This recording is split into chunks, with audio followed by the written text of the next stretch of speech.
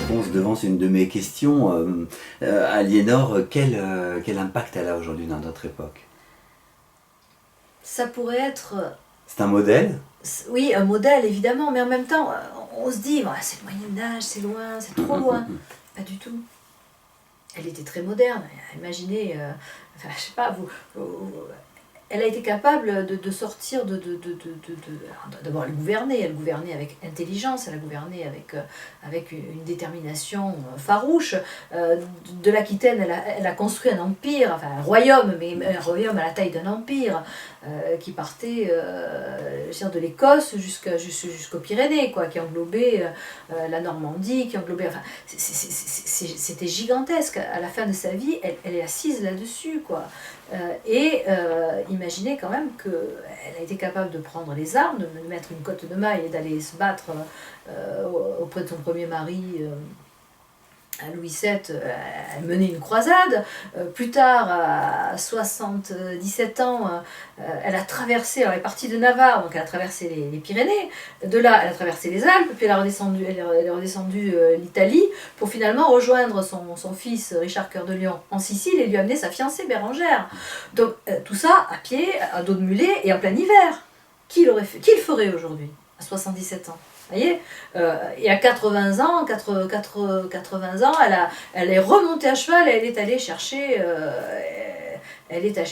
sa petite fille en Castille. Encore une fois, on n'a personne. C'est cette force de caractère qui en haut des Alpes, lui fait planter son bâton et dire on va jusqu'au bout, parce qu'il est hors de question que l'Aquitaine tombe entre de mauvaises mains, et parce que j'irai jusqu'au bout, et tant que j'aurai la force de marcher, je marcherai.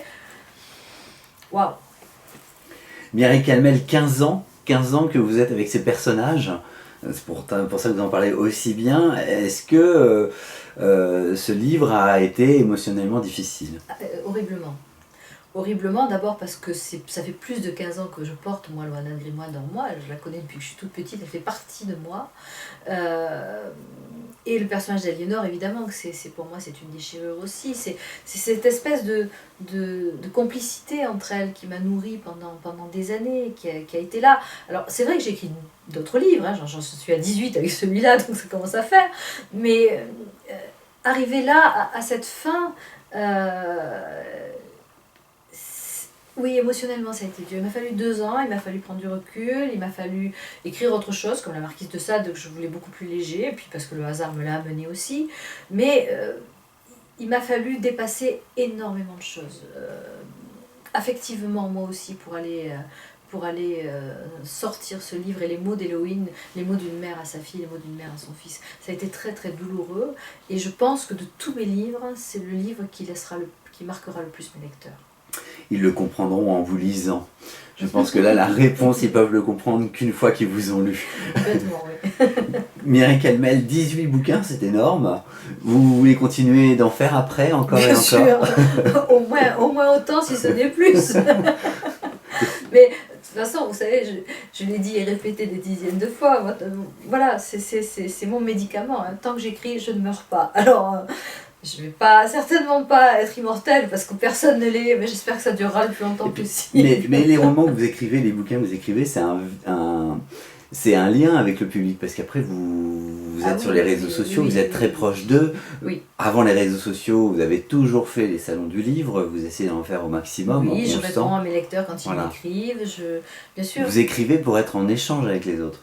J'écris pour transmettre, oui, une part de cette force que eux me renvoient. Donc oui, bien sûr, c'est important pour moi. C'est très très important pour moi cet échange.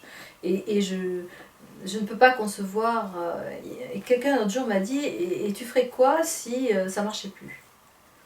J'ai jamais écrit pour que ça marche. J'ai écrit parce que c'est une nécessité vitale. J'ai besoin d'écrire, j'ai besoin de ça. Et je m'en fous. Que demain j'ai plus de lecteurs, ou que j'en ai 10, ou que j'en ai 100 000, pour moi, c'est pas important. Ce qui est important, c'est que je raconte ces histoires-là. Quand elles viennent à moi, c'est que... Vous savez, j'ai l'impression à certains moments d'être une espèce de passeuse de mémoire. En plus de la raconteuse d'histoire que je suis. On revient sur la transmission. Hein. On revient sur la transmission. Et quand... Quand des gens arrivent sur un salon du livre en me disant mais voilà, bah, j'ai trouvé dans votre livre le courage de me battre parce que je vis ça, je vis ça, je vis ça, c'est un cadeau extraordinaire. À ce moment-là, je sais pourquoi j'existe. C'est pas de la... Enfin, je suis très humble vis-à-vis de ça. Je suis une petite poussière dans l'univers, mais cette petite poussière, à un moment donné, elle se dépose sur l'épaule de quelqu'un et elle l'aide à faire 3 pas de plus. Qu'est-ce que je peux demander d'autre à part continuer? Le pouvoir de l'écriture, ça peut réparer du monde, effectivement. C'est le pouvoir de l'amour, c'est le pouvoir de l'amour universel.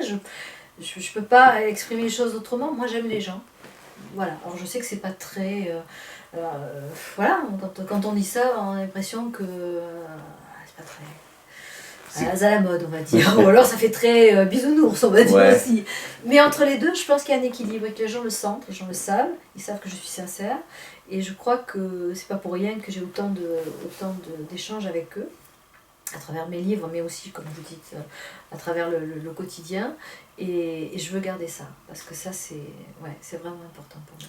Mireille Calmel, en librairie actuellement, votre actualité, c'est Aliénor, un dernier baiser avant le silence, et c'est le point final. Hein, c'est le point final, en tout cas, de cette belle aventure, mais il n'y aura pas de silence derrière. Non, vous nous promettez bien d'autres romans après, ça on a bien compris. Mais Aliénor, un dernier baiser avant le silence, et ça peut aussi se lire vraiment indépendamment des autres. Ça peut se lire de manière... On peut vous découvrir avec celui-ci. Complètement, absolument. Mireille Calmel, un grand merci. Merci à vous, et puis puisque c'est un dernier baiser avant le silence, je vous embrasse.